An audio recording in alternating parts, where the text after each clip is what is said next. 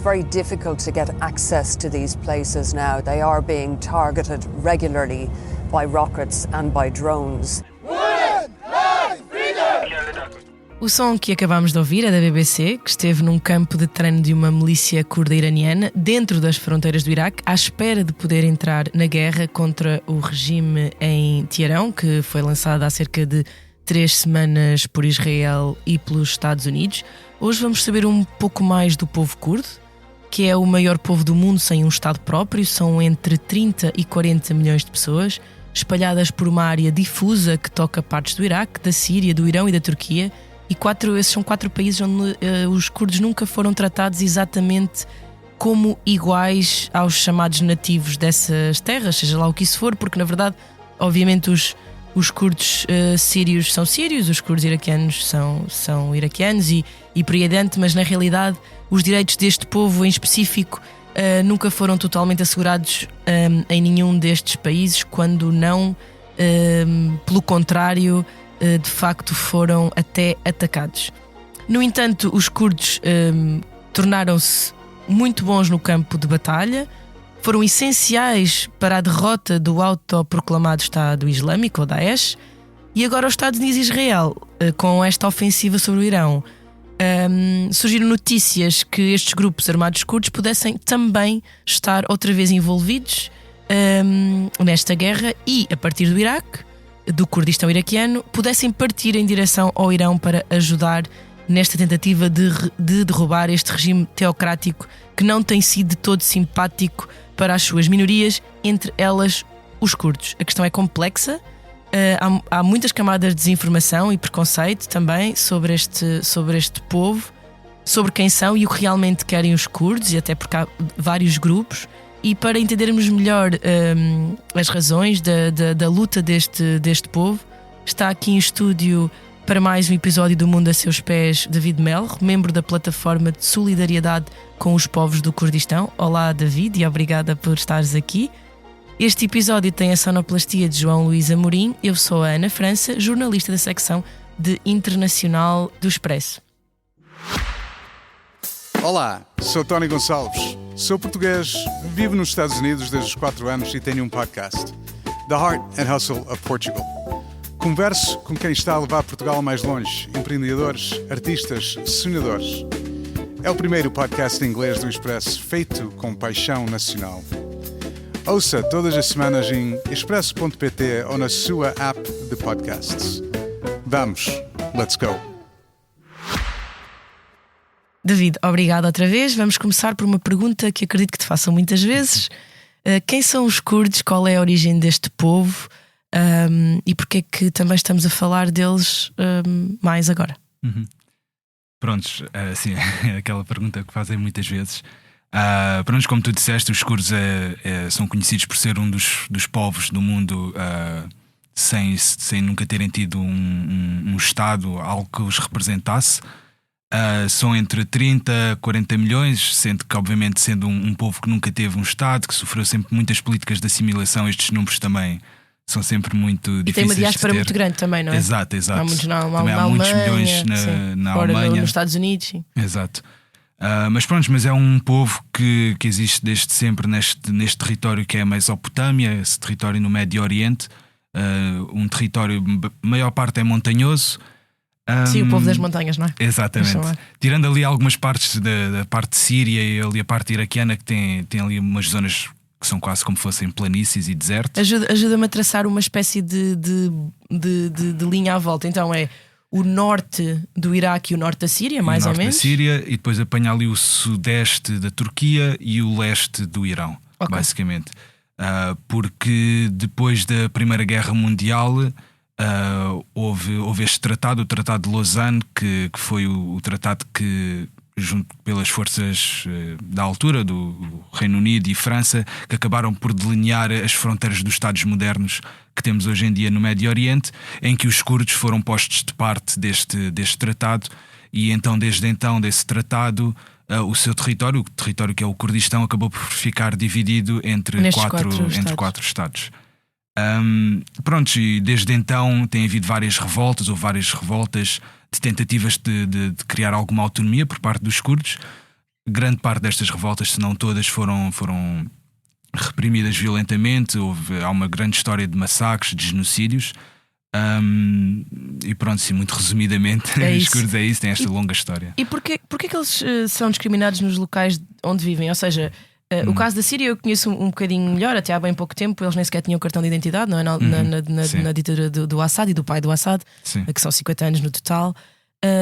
Mas eles porque não se assimilaram, porque sempre quiseram autonomia, ou porque é que não foram de alguma forma integrados nestes países? Sim, eu acho que essa pergunta, a resposta está muito ligada com a formação dos Estados-nação da região.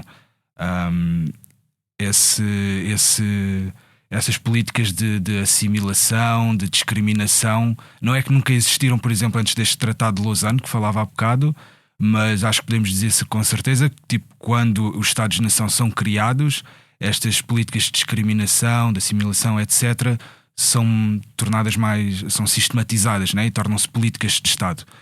E obviamente estas formas de discriminação acabam por variar um bocado de que Estado estamos a falar. O Estado sírio, como estavas a dizer, é isso, é até há muito pouco tempo, e ainda temos que ver isso a materializar-se, claro, né? Claro. Os curdos não eram vistos como cidadãos sírios, apesar de serem daquele território.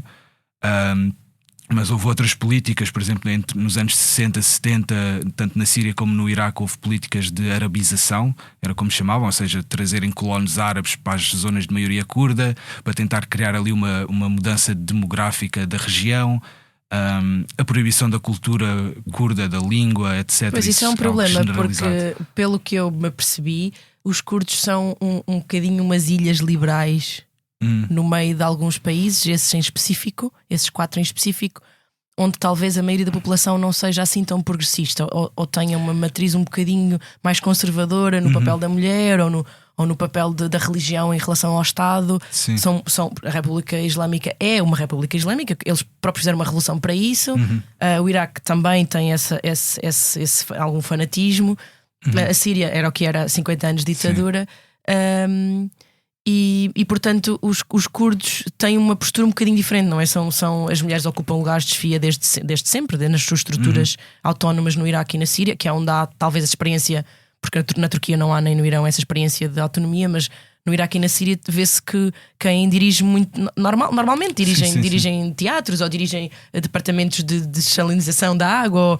É uma coisa banal ter uma mulher.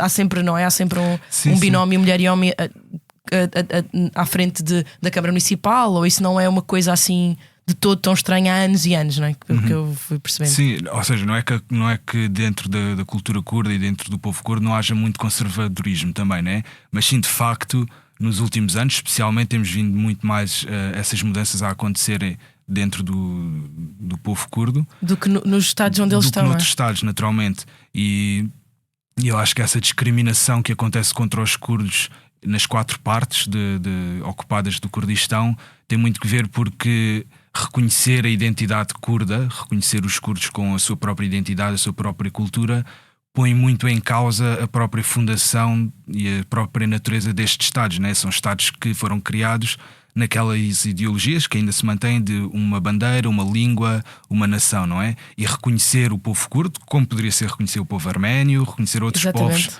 que vivem dentro dessas fronteiras, seria pôr muito em causa a própria natureza destes Estados-nação, não é? Que se mantêm unidos também. Que se mantêm unidos por essa coisa mais autoritária, não é? De não reconhecer. Podíamos entrar pela história da Síria, o que é que vai acontecer com este novo regime. Porque realmente a experiência de autonomia do Kurdistão sírio é realmente fantástica, é muito diferente por causa obviamente foi ajudada pelo facto de eles terem sido incríveis na luta contra o Daesh e obviamente ficaram com aquela zona ali um bocadinho para eles, não é? Isso agora não é bem assim. Mas para chegarmos ao propósito deste episódio, que tem que ver obviamente com a atualidade, eu queria perguntar, tu estás aqui obviamente porque defendes essa autonomia do povo curdo, mas tens uma história pessoal, viveste na Síria mais 3 anos nessa zona autónoma entre 2021 e 2024. Eu queria saber o que é que te fez ir para lá. E como é que foi viver no Kurdistão, porque não tens nenhuma ligação que eu saiba familiar ou de sangue com ninguém do sírio curdo. Não, pois não sei, acho que a minha ligação com a questão curda surgiu um bocado também por curiosidade e um bocado por acaso. Foi assim na altura que também havia a guerra contra o Estado Islâmico, acho que foi em 2017, 18, quando estava-se a libertar Raqqa, que era a capital do Estado Islâmico na Síria. Pá, e a partir daí comecei um bocado a tentar perceber, relendo, percebi que para além da guerra que havia contra o Estado Islâmico também havia todo aquele projeto político a ser construído, aquela alternativa da administração autónoma do Nordeste da Síria. E pronto, e a partir daí comecei um bocado a investigar e a partir daí comecei a conhecer um bocado mais sobre a questão curda em geral. E pronto, e é isso. Em 2021 surgiu-me esta oportunidade de ir trabalhar junto com a administração autónoma na Síria. Mas através de contactos aqui na plataforma, em Portugal, também já havia essa plataforma, não é? Já da comunidade curda na diáspora, aqui na Europa em geral. E pronto, e consegui essa oportunidade e acabei por ficar lá a trabalhar 3 anos junto com as estruturas de saúde. Exato, como primeiros socorros e intervenção. Dar formações de primeiros socorros, etc. E obviamente 3 anos dá para ter muitas oportunidades também para conhecer a cultura lá e a sociedade e o que é que se está a passar. Isso foi bastante valioso, né? Conhecer em primeira mão o que é que se está a passar lá em termos da administração autónoma, daquele projeto alternativo ao que era o regime do Assad e ao que eram as outras alternativas ao Assad. E continuam a ser uma alternativa. E continuam a ser uma alternativa, não só para a Síria, não é? Acabam por não ser uma alternativa só para a Síria, mas para um conflito geral do Médio Oriente. É verdade. O que é que aprendeste lá sobre sobre as possibilidades dessa alternativa? O que é que te ensinou? Como é que as pessoas vivem? É diferente? Suponho que seja bastante diferente, não é? Sim, é bastante diferente. E eu acho que uma das coisas que eu achei bastante interessante de ver foi que nesse contexto de guerra, de sempre agressões a acontecerem, na altura em que eu estive lá... Na altura mais Turquia, não era? Que foi era quando assim, na altura em que eu estava já não havia tanto... O Estado Islâmico já estava presente em células clandestinas e isso, mas a ameaça maior sempre foi a Turquia. Houve vários bombardeios que a Turquia fazia enquanto eu estive lá. E portanto sempre esta pressão de vários lados, mas esta alternativa a conseguir continuar, não é? E para mim o que me impressiona mais e o que me admira um bocado mais nesta alternativa é que é uma alternativa política e social para aquela região que leva muito em conta a diversidade cultural e étnica e religiosa, etc., daquele território. Porque quando falamos do Kurdistão, não estamos a falar de uma zona em que só vivem curdos, não é? Vivem árabes, vivem turcomenos, vivem arménios, etc., não é? E eu acho que é bastante interessante este projeto que funciona com os seus problemas e as suas contradições, funciona porque leva esta questão da diversidade em conta, não é? Quando que temos estados como era o Estado sírio, que era um Estado nacionalista árabe, como temos o Estado turco, que tem a nação turca como a principal. Para nacionalistas turcos não existem curdos, existem turcos das montanhas, não é? E portanto um projeto que leva em conta e organiza-se de acordo com esta diversidade, acho bastante interessante como uma solução para tantos outros problemas, problemas entre aspas, né? Na região. Sim. Por exemplo, para mim a questão palestiniana também pode ser, este projeto pode ser visto também como um possível exemplo também para a questão palestiniana, não é? Naquela questão em que o Estado deve ser todo junto, sim, e terem os mesmos direitos. Exato. Mas sim, certo. Exato. Obviamente há aquele problema nessa questão que estávamos a falar há bocado da Turquia querer criar uma zona desmilitarizada porque supostamente tinha medo da invasão dos... eles chamam terroristas, não é? Porque para eles o exército curdo, o PKK, é considerado terrorista. Na verdade, claro, já houve ataques de parte a parte e tudo isso. Quem é que... Achas que os curdos, não aceitando nada menos que um Estado, também se tornaram violentos e por isso as pessoas respeitam-nos menos, ou acham que a luta deles é menos valiosa? Não sei. Ou as pessoas não associam assim tanto? É uma coisa mais turca. A União Europeia, acho eu, e os Estados Unidos também consideram. Sim, consideram o PKK como uma organização terrorista. Sim. Não é a tua opinião? Não, ou seja, a cena é quando falamos dos curdos, acho que muitas vezes cometemos um erro, e eu acho que é importante termos isso em claro, que é de uniformizarmos os curdos, as políticas curdas e isso, não é? O PKK, o Partido dos Trabalhadores do Kurdistão, é um partido e é uma facção dos curdos, da política curda, não é? Eles, no início dos anos 2000, abandonaram a ideia de quererem um Estado-nação, de quererem um Estado autónomo. Portanto, abandonaram muito essa lógica do tradicional, o clássico Força de Libertação Nacional, como a gente tinha a acontecer em Angola, nas antigas colónias portuguesas, etc. Eles abandonaram essa ideia de Estado-nação, ou seja, adotaram mais uma ideia de autonomia. É assim. E estão a abandonar as armas, não é? Ou supostamente há essa negociação com os turcos, que é se calhar o país onde há mais repressão, uma guerra mais forte.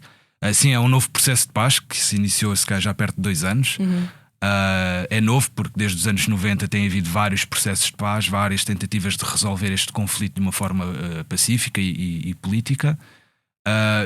Neste momento o processo de paz está numa estagnação, né? Ou seja, não é que parou e não resultou, mas também não está a avançar. Acho que desde o início deste processo de paz o PKK tem dado vários passos positivos, muitos deles simbólicos, é verdade, mas tem dado vários sinais da sua disponibilidade para resolver este processo de paz. Já fizeram um congresso onde anunciaram a dissolução do PKK. Sim, e destruíram algumas armas. Destruíram algumas armas. Essa foi uma cerimónia muito simbólica, mas no entanto mostra uma intenção. Já retiraram as últimas unidades de guerrilha que tinham dentro das fronteiras turcas, por exemplo. Agora, o que nós estamos a ver é de que o Estado turco não está dando passos nenhuns para o desenvolvimento deste processo de paz. Ou melhor, se calhar o único passo que eles agora deram de alguma forma positivo foi a criação de uma comissão parlamentar para estudar para estudar, para tentar criar algumas alterações na lei turca para uma integração ou o que seja. Mas mesmo esta comissão neste momento também está estagnada, digamos assim, né? Pois, o que nos leva ao tema deste podcast. Neste momento voltamos a falar dos curdos porque surgiram notícias de que a CIA estava a tentar subcontratar como exércitos locais os curdos iraquianos, iranianos que estão a viver no Iraque para servirem de botas no terreno que Trump parece querer evitar pôr as deles, não é? as dos Estados Unidos.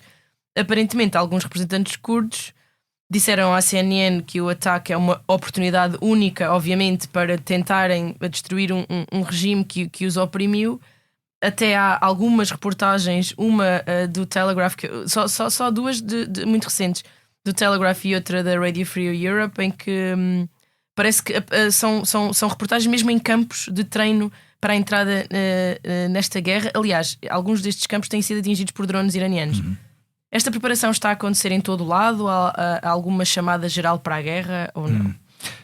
Lá está. Há muitos partidos curdos envolvidos nisto. Curdos do Iraque e curdos do Irão. Dos curdos iranianos, dos diferentes partidos curdos iranianos, quando esta notícia saiu, que a sua veracidade é um bocado também duvidosa, sim, né? Sim. Tipo, acaba por ser o que é que disseram, o que é que não disseram, o que é que a CIA pediu, se pediu. Sim, e no final também é um bocado estranho, né? De repente sai uma notícia supostamente vinda da CIA sobre planos que estão a planear fazer, mas publicam isto para todo o mundo. Sim, pronto. Certo. Mas estes curdos iranianos, os diferentes partidos curdos iranianos já vieram dizer de que não se vão envolver na guerra. Portanto, uma chamada para a guerra oficial, política oficial, não há. Mas agora, depois há as milícias destes partidos, não é? Claro, estas milícias, as facções armadas dentro destes partidos, é verdade, eles têm bases militares ao longo da fronteira iraniana e também têm guerrilheiros na clandestinidade, naturalmente, dentro das fronteiras do Irão. Mas isto não é algo que surgiu agora porque há um interesse em entrar nesta guerra ou não. Estas bases militares, estas guerrilhas, estão presentes nestes locais desde há sempre, não é? Agora, obviamente, há de certeza alguns partidos que se calhar mostram intenções reais de tomar esta oportunidade e entrar dentro do Kurdistão iraniano, dentro do Irão, para conseguir alguma autonomia, alguns direitos, o que seja.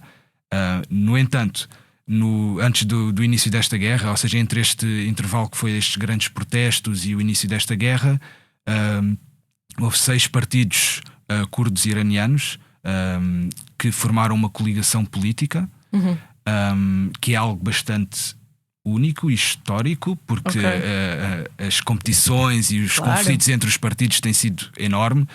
E portanto houve esta formação desta coligação política. Quantos partidos políticos iranianos estamos a falar? Agora estamos a falar de 6 neste momento nesta coligação. Há muitos outros. Isto são partidos políticos iranianos curdos no Iraque. Curdos no Ou seja, Iraque. que a base deles é lá, eles estão lá domiciliados porque não podem estar no Irão, é mais difícil, não é? Exato, têm presença no Irão, mas sempre na clandestinidade e tudo isso. Mas são vários partidos para um país que não existe, ou que não é? Bastantes. Obviamente, naturalmente, há sempre lá uns que têm muito pouca representação em termos militares, etc. Mas esta coligação, e por exemplo, um dos maiores partidos, o PJAK, que ideologicamente está muito próximo do PKK, do PID em Rojava, na Síria, eles já vieram dizer que não se vão envolver nesta guerra, não têm interesse em envolver-se nesta guerra, porque não é uma guerra que representa ou que deseja a autonomia ou que seja aos curdos, ao povo curdo.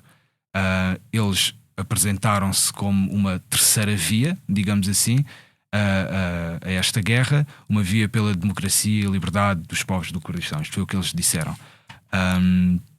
Mas acho que é bastante interessante ver esta união a criar-se entre os curdos, porque vem de um sentimento de sobrevivência que temos visto desde o início deste ano, na verdade, com Rojava, com os últimos ataques que o Estado sírio fez, que de repente a ameaça da existência do próprio povo curdo foi bastante real, e de repente esta união entre os diferentes partidos curdos criou-se. Não só em Rojava, não só no Iraque, mas também no Irão. Sim, já não é só o país que os curdos não têm, é mesmo a existência das pessoas, não é? Elas estão ameaçadas sim. enquanto pessoas, enquanto civis, fisicamente ameaçadas, não é? Há isso. Sim. Pois, e as histórias também sobre o que acontece aos curdos no Irão são bastante chocantes, não é? Um dos grandes protestos que nós nos lembramos todos foi da Marcha Amini, que é uma curda iraniana, não é? E que por ter tirado o lenço, talvez, ou tê-lo posto mal, ou qualquer coisa assim, foi tratada daquela forma. Portanto, há muitos relatos acho que nós não estamos talvez tão atentos a isso. Há muitos relatos de opressão curda no Irão. Há torturas, isso é uma coisa sabida? Sim, isso é uma coisa sabida. Há várias organizações não governamentais curdas do Irão que reportam constantemente sobre o que acontece, as execuções, os enforcamentos em praça pública. E são especificamente, alguns são especificamente curdos. Há prisões, especialmente na parte do Kurdistão iraniano, prisões que estão repletas de curdos, prisioneiros políticos, né?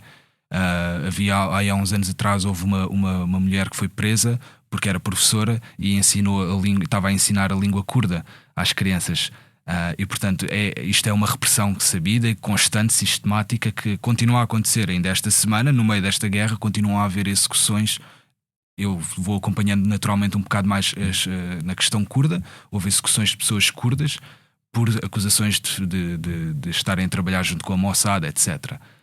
Quando sabemos que também a realidade não será só essa, não é? Ou não será essa? Claro. É por serem curdos. Estavas a dizer há bocado que era interessante perceberes que os partidos iranianos que estão no Iraque não consideravam esta guerra pelos curdos, porque na verdade não foi lançada por Israel e pelos Estados Unidos por causa disso.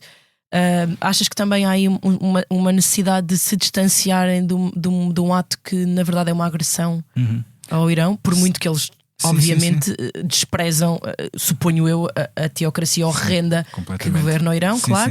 Mas também não é líquido que por seres contra aquele regime opressor sejas necessariamente a favor de um outro opressor que também bombardeia o país onde tu vives, que na verdade és iraniano, não é? És curdo iraniano e estás num país que está a ser bombardeado. Sim, não, isso é óbvio que eles estão-se a distanciar desta guerra por entenderem claramente que a guerra não é só contra o Estado iraniano, e as vítimas que estão a acontecer não são só apoiantes do Estado iraniano ou o que seja, ou bases militares. A grande parte dos bombardeios que estão a acontecer na zona de Rojilat, do Kurdistão iraniano. E eu acho que também tem muito que ver, porque agora há muito esta já desconfiança, de alguma forma, por parte dos curdos, em aliarem-se ou criarem acordos ou o que seja com os Estados Unidos, neste caso, porque sabem que os Estados Unidos no fundo não têm interesse numa real autonomia dos curdos. Rojava, acho que é o exemplo mais claro, que desde anos e anos, sim, havia uma aliança tática, haviam acordos, mas que no final os Estados Unidos sempre foram um obstáculo para uma real autonomia curda, né? E por várias vezes os Estados Unidos simplesmente os abandonaram. Agora não foram ajudá-los, não é? Claro.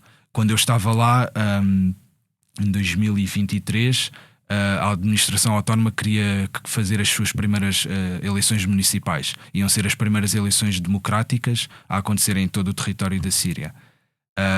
A uma semana de acontecerem, a Turquia ameaçou de que, se elas fossem acontecer, iam iniciar uma operação em grande escala, como tinham feito já nos anos anteriores, ou seja, uma invasão.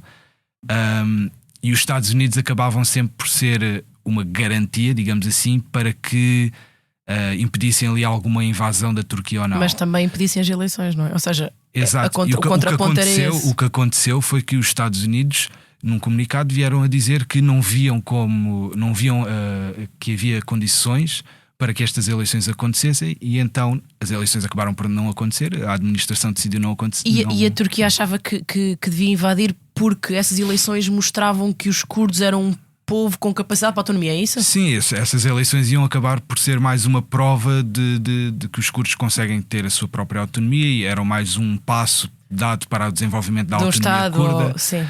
E, portanto, ou qualquer coisa que se aparentasse a uma autonomia mais forte. Sim, muito mais. Ela no Iraque é relativamente estável. Sim. Ou seja, os curdos não são necessariamente perseguidos no Iraque, certo? Não. Ou se saírem da zona do Kurdistão iraquiano fica mais complicado. Sim, ou seja, o exemplo da zona autónoma na Síria e a zona autónoma no Kurdistão iraquiano tem algumas diferenças pelas suas naturezas políticas. Na zona iraquiana, no Kurdistão iraquiano, funciona muito mais como um Estado, como nós estamos habituados a ver, como um Estado português, etc.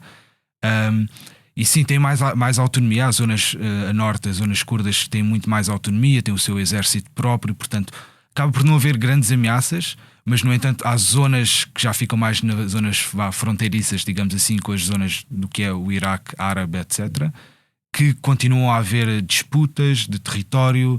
Há uma zona que é Shengal, uma zona que em 2014 vive lá o povo Yazidi, que em 2014 sofreram um grande genocídio às mãos do Estado Islâmico. E que desde então, quando se conseguiram libertar isso, vivem também numa espécie de autonomia. Também têm as suas próprias forças de defesa e etc. E que neste momento estão sob ameaça também do Estado iraquiano, que tenta entrar lá para dentro, tenta desarmar essas forças. E portanto há todos estes territórios. Que é o que está a acontecer na Síria, desarmar os drusos, desarmar. Exato.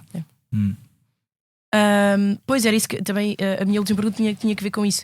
Estes curdos que estão no Iraque, mas que são iranianos, talvez também tenham medo de se entrarem na guerra e se possa destruir-lhes a autonomia, não é? Ou seja, o governo central iraquiano em Bagdá pode não achar mesmo piadinha nenhuma, porque eles são aliados do Irão, como xiitas, e apesar da guerra antiga, mas entretanto ficaram obviamente muito próximos. Portanto, isso também é uma coisa que certeza que os partidos estão a pensar, não? Se nos vamos meter na guerra contra o Irão, que é aliado de Bagdá, então também se calhar a nossa autonomia pode não sei, voltar para trás um bocadinho. Não, claro. Porque não esteve sempre no ponto em que está agora, não é? Exato. Já foi uma luta para chegar aqui. Não, nestes últimos anos acho que é bastante claro que os curdos conseguiram, apesar de tudo, conseguiram muitas conquistas, não é? E neste momento qualquer conflito que haja no Médio Oriente é impossível contornar a questão curda. Os curdos vão ser sempre atores que se tem que tomarem atenção. E isto é uma conquista. Antigamente podias simplesmente ignorá-los, criar massacres e o que seja, e já estava. Neste momento não. Agora, os curdos neste momento é isso. Cada decisão que eles fazem, eles estão a tomar bastante em conta muitos fatores, porque eles nunca vão enfrentar apenas um inimigo, não é? Claro. Eles nunca vão só enfrentar o Estado iraniano, vão ter por trás, se calhar não sei quantas outras forças a atacá-los. Claro. E portanto eu acho que eles estão a tomar decisões muito cautelosamente. E mesmo o Estado iraniano, só a Guarda Revolucionária são quase 1 milhão de homens, não é? Sim. Portanto é mesmo uma coisa, é outra coisa, grande, claro. Né? Sim. Olha, David, foi ótimo perceber mais sobre a tua experiência. Tenho que te perguntar ainda a nossa pergunta da praxe aqui do Mundo a Seus Pés, que já vai fazer uns 7 ou 8 anos o podcast, nem sei. em que nós perguntamos sempre às pessoas onde é que gostariam de ir se não tivessem nenhuma restrição de ter que voltar para trabalhar, ou dinheiro, quanto é que custa, ou ir a esses sítios. Onde é que tu irias se não tivesses esses obstáculos? Em que pensar? Eu sem dúvida voltaria ao Kurdistão, se calhar não só ao Rojava, mas gostava muito de visitar as outras partes do Kurdistão. Não estiveste no Kurdistão iraquiano? Não, ou melhor, passei por lá, mas foi só uns dias. Para ir? Sim, mas gostava muito de conhecer as outras partes do Kurdistão. Da parte turca, parte iraniana, eventualmente. Sim. Associo-me completamente a esse desejo, porque é uma zona que eu escrevo há muito tempo sobre os curdos e nunca estive de facto onde eles vivem. Estive com alguns curdos, mas estive na Alemanha ou assim, mas não, nunca estive no Kurdistão, em nenhum dos locais onde vivem os curdos. E pronto, e assumo esse teu desejo. Obrigada outra vez pelo teu testemunho, ao João pela sonoplastia e especialmente a si, que nos ouve todas as semanas. Para a semana cá estaremos outra vez com outros temas e outros convidados. Até lá, siga-nos na sua plataforma preferida de podcasts. Até breve.